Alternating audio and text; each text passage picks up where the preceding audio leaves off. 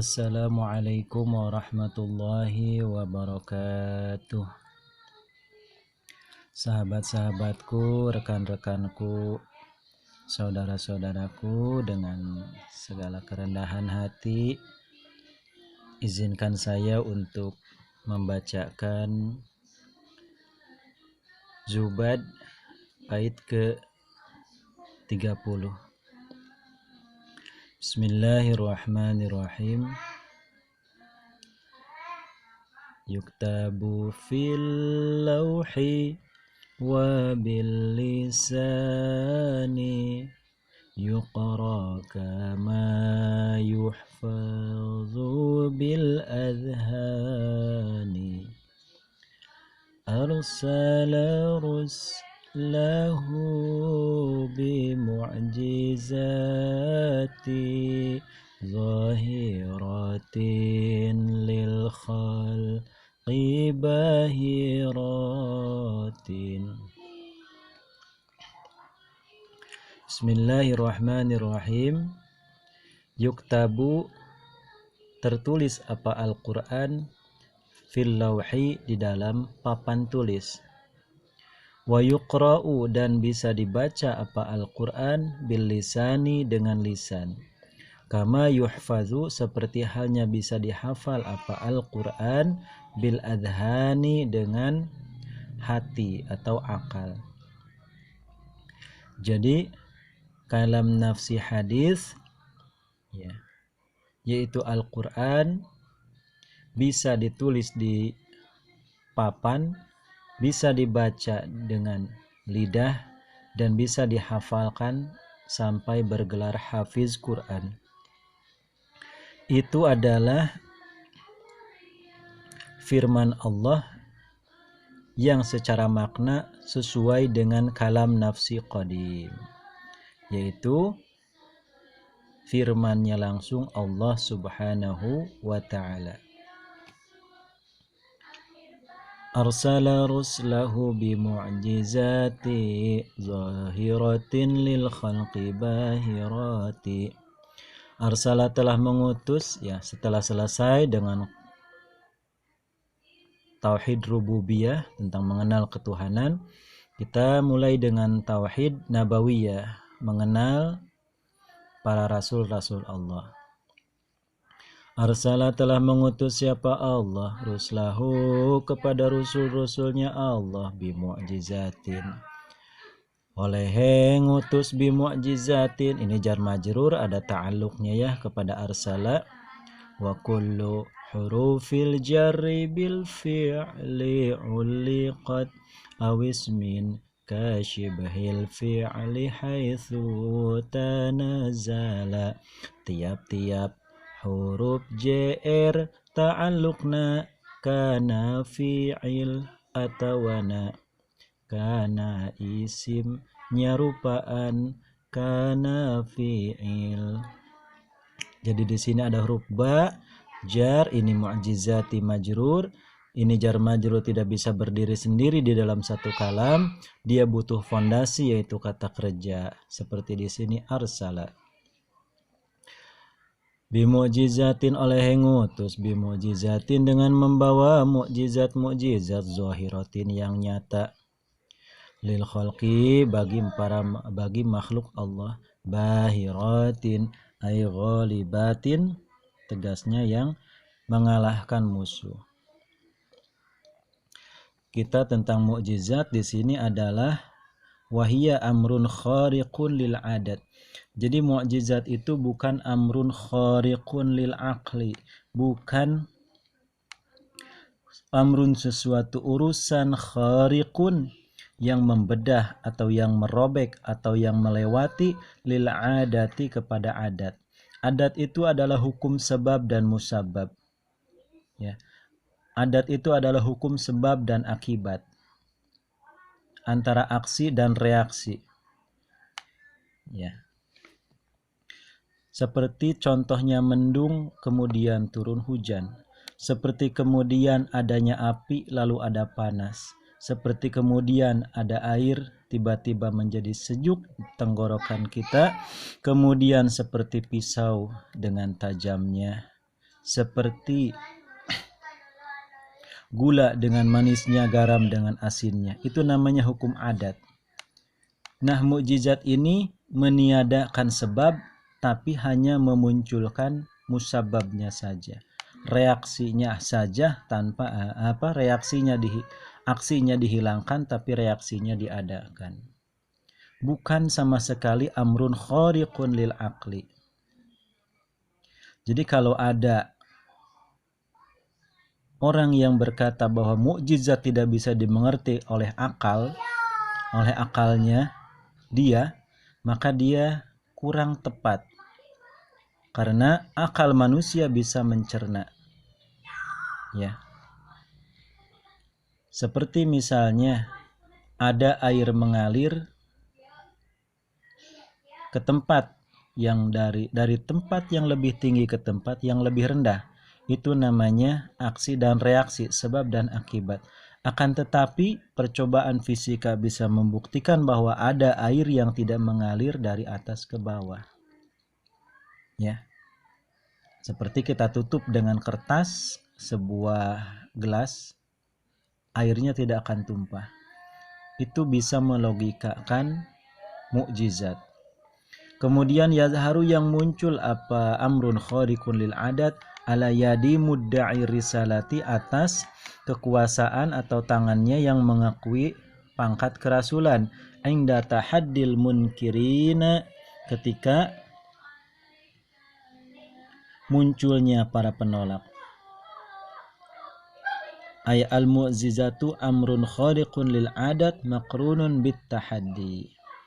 Kemudian bedanya dengan karomah adalah amrun khariqun lil adat ghairu maqrunatin, yang tidak diiringi bitahaddil munkirina, dengan menolaknya orang-orang yang ingkar. Ala wajhin yu'jizuhum anil ityani bimithlihi. Ala wajhin, atas jalan, yu'jizuhum yang membuat tidak mampu apa wajhun hum kepada munkirin anil ityani dari mendatangkan bimithlihi dengan yang seperti itu amrun khariqun lil adat.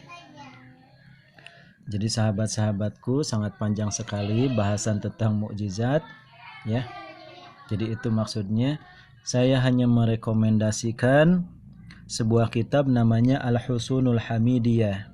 Silahkan antum cari di Google Al-Husunul Hamidiyah. Di situ ada satu bab tentang cara melogikakan suatu mukjizat. Ya. Artinya akal bisa memahami dan mencerna sebuah mukjizat. Sampai mukjizat yang tertinggi adalah Isra wal Mi'raj, di mana dengan teknologi di masa yang akan datang, manusia bisa menjelaskan seperti apa proses terjadinya Isra wal Mi'raj. Kemudian wa khassa, dan mengkhususkan siapa Allah min bainihim, di antara para rasul, Muhammadan, kepada junjungan kita Nabi Agung Muhammad sallallahu alaihi wasallam. Falaisa, maka tidak ada, yaitu ba'dahu. Di sini laisa khobar laisa ba'dahu, yaitu ba'dahu setelah Nabi Muhammad sallallahu alaihi wasallam, siapa nabiyun, nabi abadan selamanya. Jadi setelah Nabi Muhammad sallallahu alaihi wasallam itu tidak ada nabi. Yang ada hanya pangkat waliullah. Adapun Nabi Isa di sini au amma nuzulu Isa alaihi salam fa innahu yanzilu tabi'an syari'atahu. Fa innahu, maka sesungguhnya Nabiullah Isa yaitu yanzilu turun sebelum hari kiamat, tabi'an halnya mengikuti syari'atahu kepada syariatnya Nabi Muhammad sallallahu alaihi wasallam. Fadluhu, adapun keutamaan dan keunggulannya Nabi Muhammad sallallahu alaihi wasallam.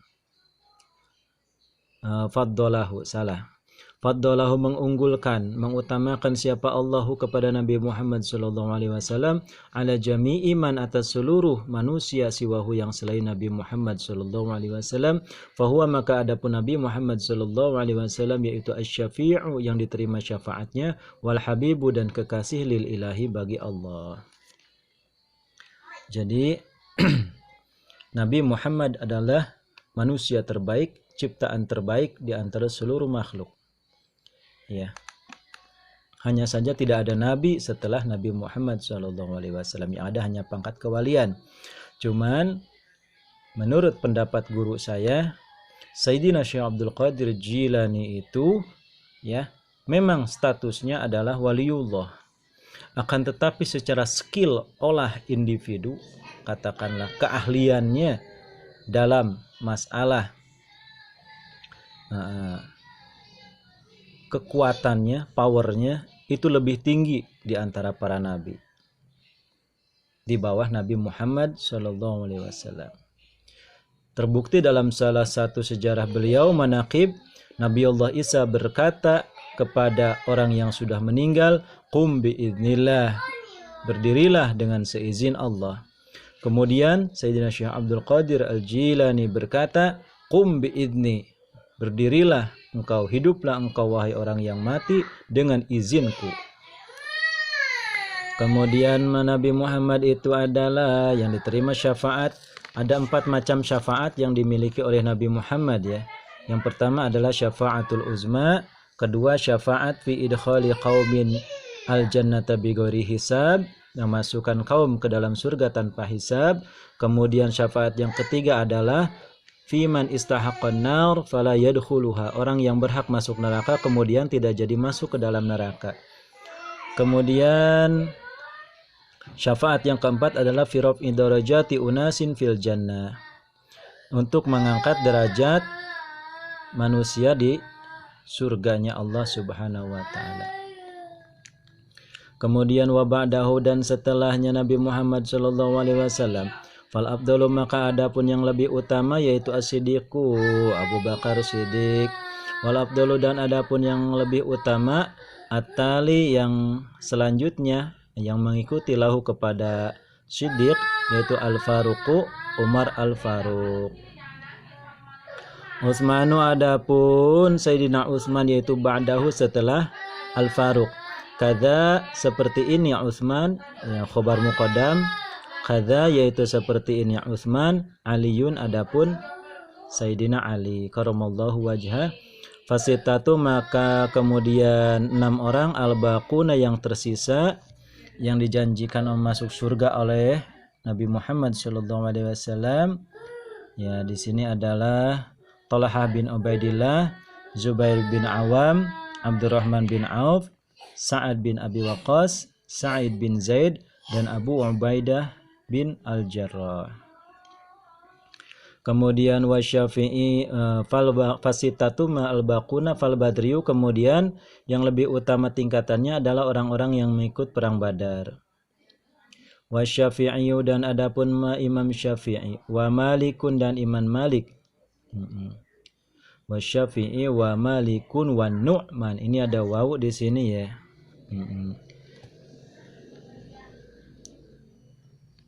Wa Syafi'i wa Malikun wa Nu'man wa Ahmad bin Hanbalin wa Sufyan.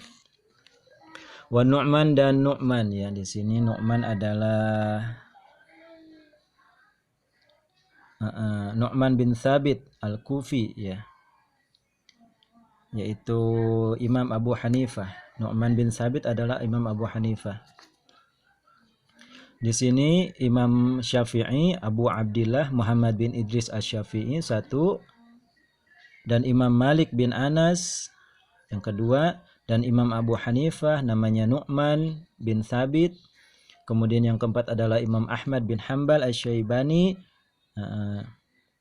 wa Sufyan, dan Sufyan Ats-Tsauri, wa ghairihim, dan selain yang 5 ini, yaitu Syafi'i, Maliki, Hanafi, Hambali, dan Sufyan Ats-Tsauri. Wa ghairihim, dan selain mereka itu ka Sufyan bin Uyainah, wal Laits bin Sa'ad dan Imam Laits bin Sa'ad, wal Auza'i, dan Imam Al-Auza'i, wa Ishaq bin Rahawayh, wa Dawud Az-Zahiri, ya.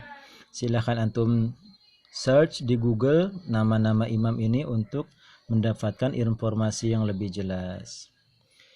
Yaitu ala hudan wa ghairihi min sairil a'immati, dari seluruh imam-imam ulama-ulama, ya, baik itu jabatannya mujtahid mutlak ataupun mujtahid madhab, ya. Jadi mujtahid mutlak itu ada 4 di sini, mujtahid Syafi'i, Maliki, Hanafi dan Hambali, itu mujtahid mutlak. Ada lagi mujtahid madhab, artinya apa hal yang tidak dijelaskan oleh Imam Syafi'i itu mujtahid madhab, ya. Seperti mujtahid madhab yang terkenal dalam mazhab Syafi'i adalah Imam Nawawi, ya. Bukan Nawawi Al-Bantani, tapi yang menulis kitab Al-Adhkar, ya, Syekh Muhyiddin Yahya bin Syaraf An-Nawawi.